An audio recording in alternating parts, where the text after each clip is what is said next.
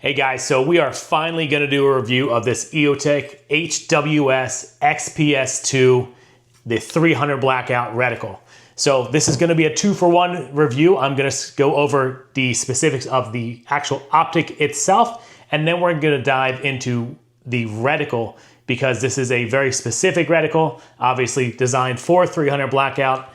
And there's some things I like and dislike about it. And I think if you were to buy one of these, you might want to know this stuff before going with that purchase. So right out of the gate, let's talk about the optic itself. Obviously, these things have been around for quite a while. They are tried and true. There's more good than bad, but we are going to talk about all of it just because, again, if you're buying this for the first time, I think there's some things you'd want to know about this before making that purchase because this is not a cheap optic. But I would say it's definitely worth it if you have it for the right setup. So let's talk about the pros first of this because obviously I love this. I have 2 of these. I've had them for quite a while. And there's definitely a lot of pros with EOTech in general. So as you can see, it is super robust. It's very durable. It is time and battle proven. It's an optic that definitely gives me peace of mind anytime I throw this on any setup. So next we will talk about another pro. You got your turrets on the side here. Very easy tactile and audible adjustments. Super simple. You could easily use the back of a shell casing to adjust them. I've actually done that before. Very convenient, very easy making adjustments. As well as you do have a very large window itself. So it is very nice and easy to use. So I would say overall, there's a lot of positive about this type of optic, specifically the XPS. They also have the EXPS, which has a quick mount solution down here. This is obviously straight to the rail there. It does not have a quick release or anything. I wanted something nice and tight specifically for this. This is on my SIG Rattler. Nice compact setup, and you guys will see in some B-roll. I have a slightly different setup for the one on my Daniel Defense. One of the great things about these is how high up the actual reticle sits versus the rail. Personally, I think that is about the perfect height for most use cases, although on my other setup, I do have it on a riser. Some people would argue the benefits and the cons of using a riser, especially on 300 blackout, but I think if you set up your rifle the way I have, you'll understand why I did that. While we're into this, just let's keep in mind, everything is free and clear. This gun is empty. Don't want anyone thinking we're being unsafe here. All the guns in the B-roll are also gonna be empty. So just to get that out of the way. So let's talk about the cons because there are a few cons. And before we get into that, I don't want anyone thinking I'm saying these cons as in they are a deal breaker because again, I have 2 of these, love the optic, but especially now that they announced the new version of this, I think it's fair to call the cons because obviously they made some adjustments with that new one that is gonna make that one a little bit better, but there's still some limitations. So anyone who ever thought about buying an EOTech obviously heard the big con that everyone talks about is the short battery life. And that is gonna be by comparison to most other optics in its class. So for some people that might be a deal breaker. For me, it's not. But just keep in mind, it does have a shorter battery life than most, especially if you were to get one in a green variant versus the red. Green is a little bit more taxing on the battery than a red optic.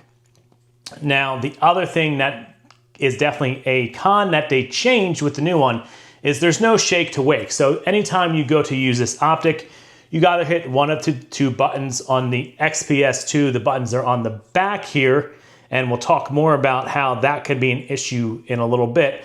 But you hit one of the buttons. I think if you hit down, it stays on for 4 hours, and if you hit up, it's 8 hours or something like that. But it will stay on until you turn it off or let that time run out.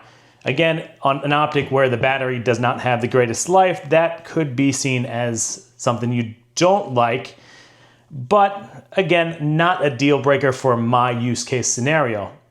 Now, them adding shake wake on the new ones is definitely an awesome feature because these buttons, especially on this specific model, are not always placed in the best spot. Now on the Rattler here, it's not a big deal because I'm not running a magnifier, but a lot of people who get an EOTech run a magnifier with it. It's a great combo, but there are some downsides. So before we get into that specifically, I do want to continue talking about the other cons. And the other one would be the fact that it does not auto adjust brightness. Now, why do I bring that up? Because the new one does. So I know a lot of optics don't do that, but the fact that they added it to the new one now makes these older ones a little less appealing. So let's talk about this with a 3x use.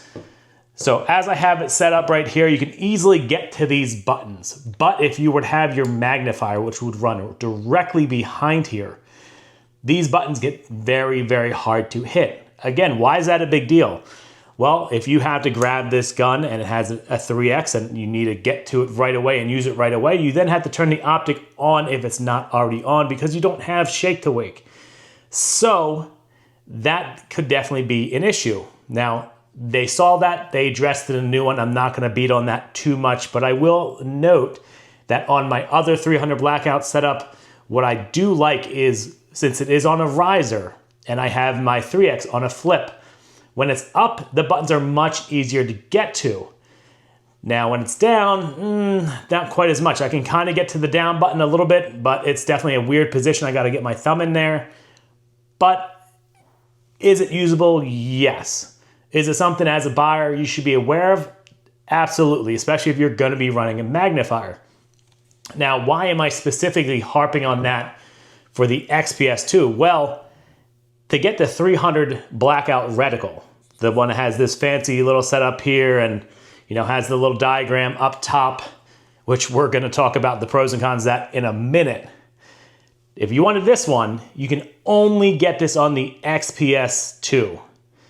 Now the EXPS, the one that comes on the quick release, so it's just a little bit higher than this, that actually has the buttons mounted on the side, as well as it also has its night vision capable. So it would be nice if they offered the 300 Blackout reticle on the EXPS, because all three of those things are things I would want to opt in for.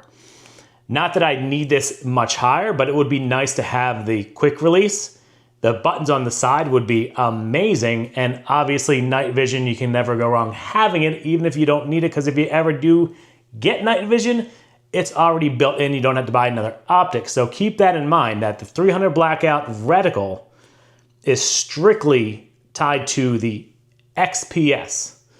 That is the one that has the buttons in the back, that it's not night vision, and direct mounts to the rail does not have quick release. So those are two things, especially if you're a new buyer, this is your first time getting an EOTech, these are kinds of things you might not know and you might want to know before you make this purchase, because they look very similar and they're not super different in price. So again, I wish they would have offered this reticle in that package, because I probably would have went for that.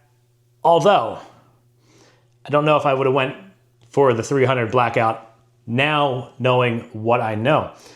So let us now transition this into strictly talking about the reticle itself, because this is really where I bought this not knowing. I bought it because it sounded great on paper, but after extensive use in two different setups, it didn't quite work the way I was hoping it would work. So let's talk about that reticle.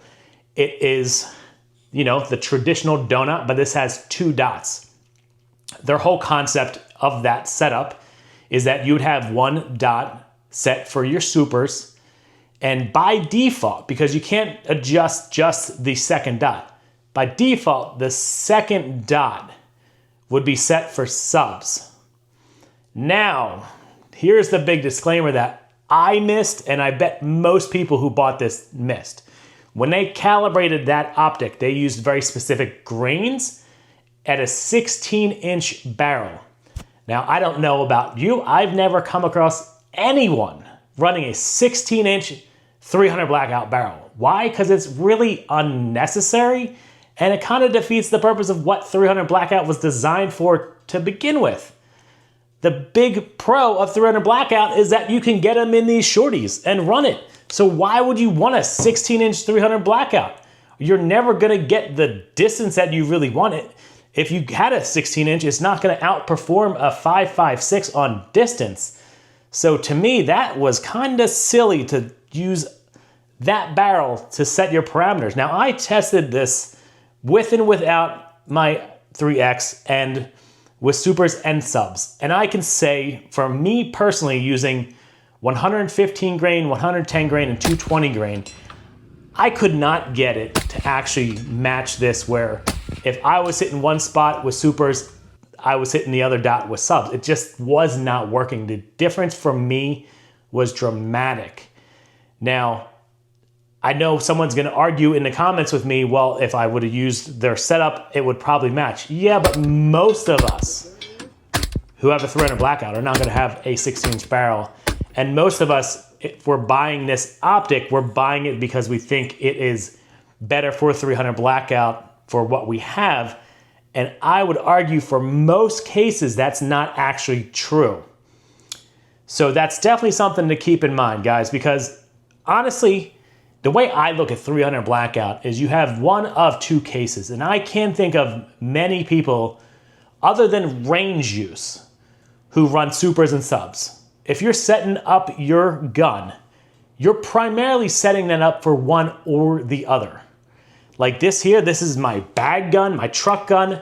This thing, I don't put a can on it. I never run subs through this. Why? Because what is the point of running a subsonic round through something I'm not gonna have a can on? So I'm gonna zero this for supers, and that's all I need, and it's good to go. Same with my home defense setup. That thing, yeah, I've ran supers out of it primarily. I've run subs, because that's the whole point of getting the can, so it's stupid quiet. Now I'm gonna zero that for the subs, know my distance, and that's it.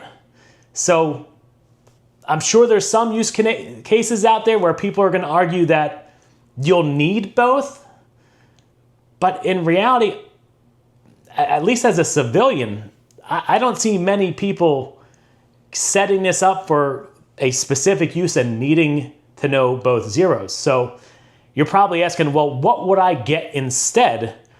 And honestly, I would still stick with an EOTech. Again, it's battle proven, it's durable, it's a great field of view. I love the actual optic itself.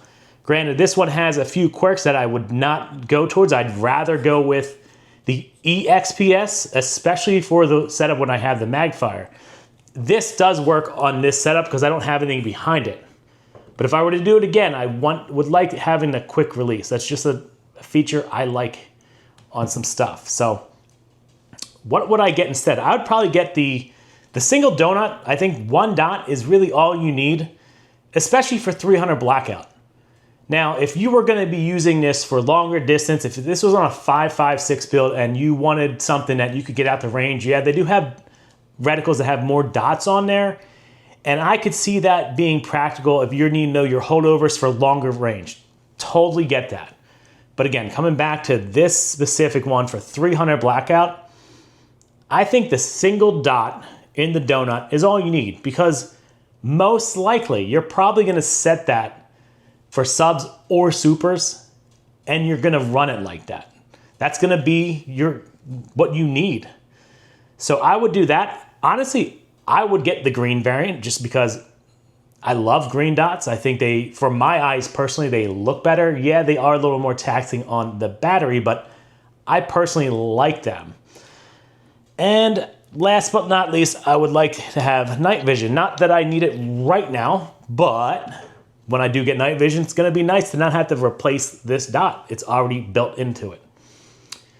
So there you have it, guys. That is my thoughts on this reticle, on this optic, and combine the things I would like to change or do differently. If there's anything I missed or things you wanna know about it specifically, ask me in the comments below. I will get back to you. And if you guys wanna watch a video about this Rattler here, I did a full review on it, and I also did a full review on my Daniel Defense PDW, so you can kind of see both variations of how I have this optic set up and what I use it for. So thanks for tuning in, guys. Peace.